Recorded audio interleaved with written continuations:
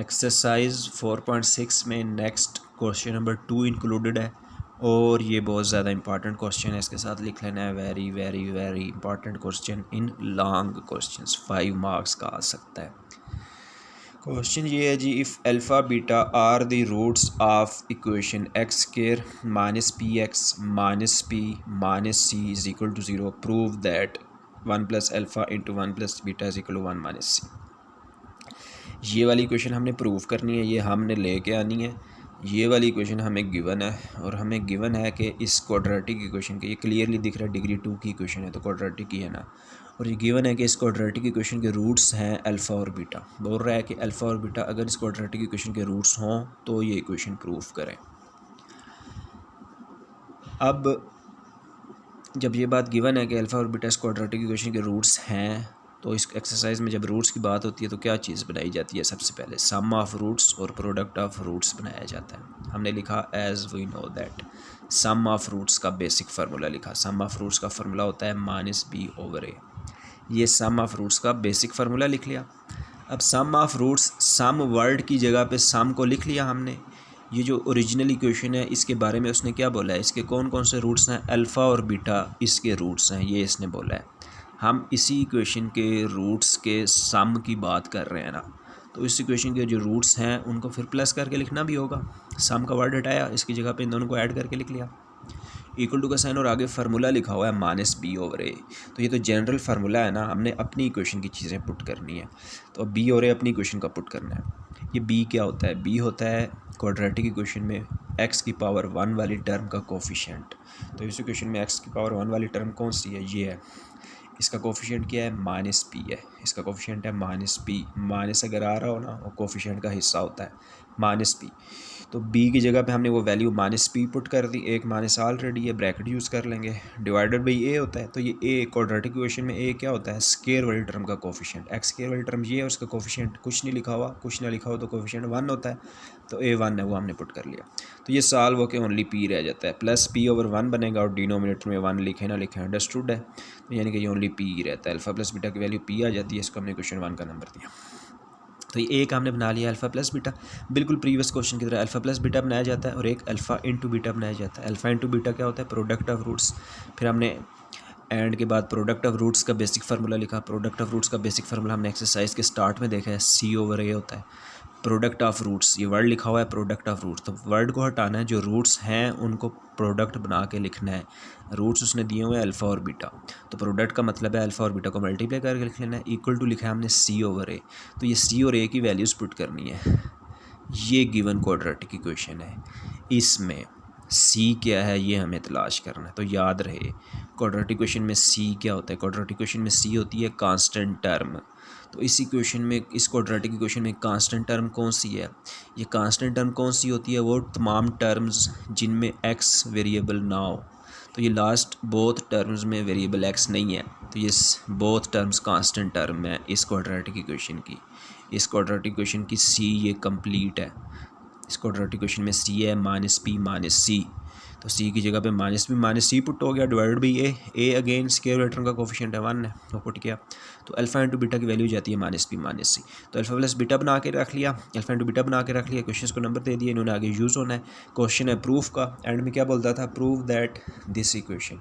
अब ये जो इक्वेशन प्रूफ करनी है इसको लेकर आ रहे हैं और इसकी लेफ़्ट हैंड साइड ले रहे हैं। लेफ़्ट हैंड साइड ले ली, इसकी ब्रैकेट्स हैं, ब्रैकेट्स ओपन किए हैं। 1 multiply by 1 1, 1 multiply by beta beta, alpha multiply by 1 alpha और alpha multiply by beta alpha beta.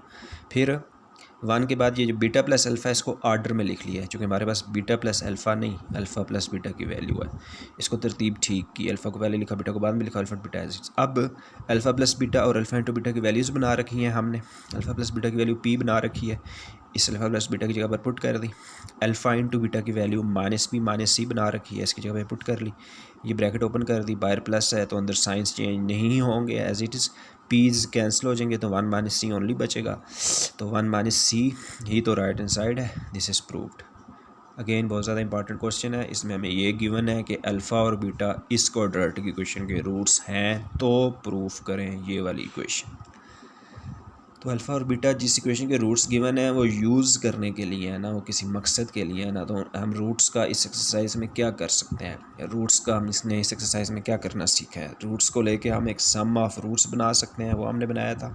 उस रूट्स को लेके इस एक्सरसाइज में हम एक प्रोडक्ट ऑफ रूट्स बना सकते हैं, वो हमने बना लिया था। यानी कि इस एक्सरसाइज में स्टार्ट से हम देखते आ रहे हैं, एक अल्फ़ा प्लस बीटा बनाते होते हैं, एक अल्फ़ा इंटू बीटा बनाते होते हैं, फिर आते हैं जो क्वेश्चन में काम करने को बोला गया उसकी तरफ। ये क्वेश्चन प्रूफ का क्वेश्चन था, प्रूव दैट दिस इक्वेशन। तो जो इस प्रूफ का क्वेश्चन था, इसमें प्रूव करनी थी जो इक्वेशन, उसकी लेफ्ट हैंड साइड ले ली थी, उसकी ब्रैकेट्स ओपन की थी। ब्रैकेट्स सिंपली ओपन करने से उसमें एक अल्फ़ा प्लस बीटा और अल्फ़ा इंटू बीटा बन गया था। अल्फ़ा प्लस बीटा की वैल्यू और अल्फ़ा इंटू बीटा की वैल्यूज पुट की हैं, तो वो सिंपली सॉल्व हो गए, कोई ज़्यादा ट्रिक्स नहीं यूज़ करनी पड़ी, सिंपली कैंसलेशन हो के बिल्कुल वही चीज़ आ गई जो कि राइट हैंड साइड है। हालांकि क्वेश्चन इतना ज़्यादा कॉम्प्लिकेटेड, इतना ख़ास नहीं है, लेकिन इंपॉर्टेंट बड़ा है। इसे ना 2-3 बार प्रैक्टिस कर लेना है।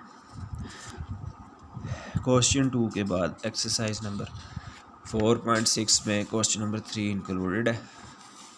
Find the condition that one root of this equation is double the other. ये बस थोड़ा समझने का क्वेश्चन है। Find the condition that one root of this equation is double the other. अच्छा जी, ये बात तो अब ज़हन नशीन हो चुकी हुई होनी चाहिए कि क्वाड्रेटिक इक्वेशन जो होती है ना, उसके 2 रूट्स होते हैं, उसके 2 सॉल्यूशंस होते हैं।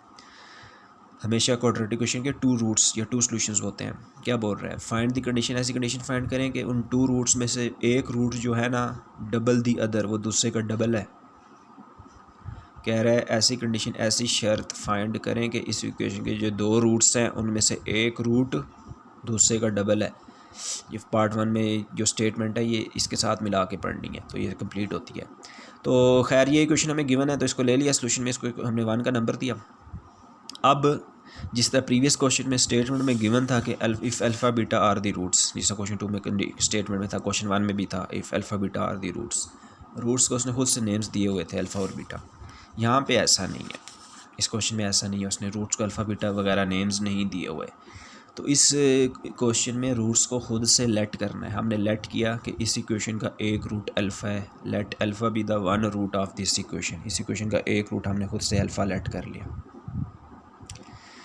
फिर एक रूट हमने अल्फ़ा लेट कर लिया। अब दूसरे के बारे में उसने बताया हुआ है, find the condition that one root, जिसको हमने अल्फ़ा लेट कर लिया, या जिसको हम सेकंड वाले को अल्फ़ा लेट कर लिया, one root of this equation is double the other. Other वाले को हमने अल्फ़ा लेट कर लिया, तो वन रूट जो है वो दूसरे का डबल है।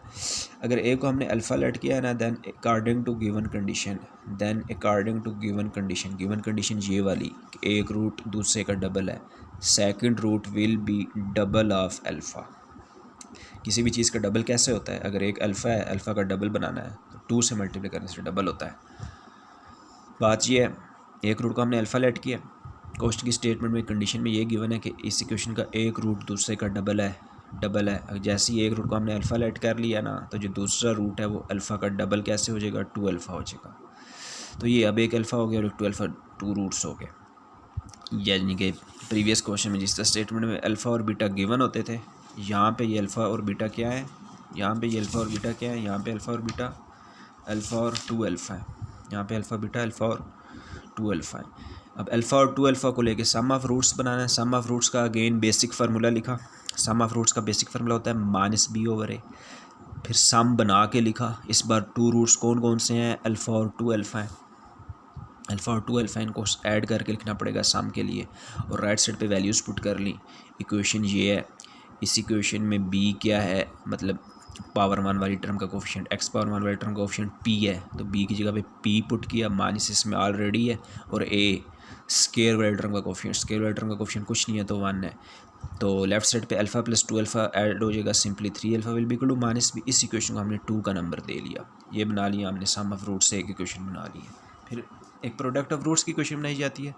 प्रोडक्ट ऑफ रूट्स का बेसिक फार्मूला होता है c/a। प्रोडक्ट ऑफ रूट्स का बेसिक फार्मूला होता है ना c/a। तो इस बार रूट्स कौन कौन से हैं, इस बार रूट्स हैं अल्फ़ा और 2 अल्फ़ा। तो प्रोडक्ट की बात हो रही है, तो अल्फ़ा और 2 अल्फ़ा को हमने मल्टीप्लाई करके लिखना है, इक्वल टू c/a है, तो वैल्यूज़ पुट करें। c कांस्टेंट टर्म होती है, इस इक्वेशन में कांस्टेंट टर्म कौन सी है, q है, ये सी की जगह पे पुट कर ली, divided by A again scalar term का कोफिशिएंट 1 है वो पुट किया, तो अल्फ़ा इंटू 2 अल्फ़ा होगा, 2 अल्फ़ा स्केयर होकर इक्वल टू क्यू, ये होगी क्वेश्चन 3। ये हमने प्रोडक्ट ऑफ रूट्स और सम ऑफ रूट्स को लेके जो कुछ बनाया जा सकता था वो हमने बना लिया। अब बात क्या है,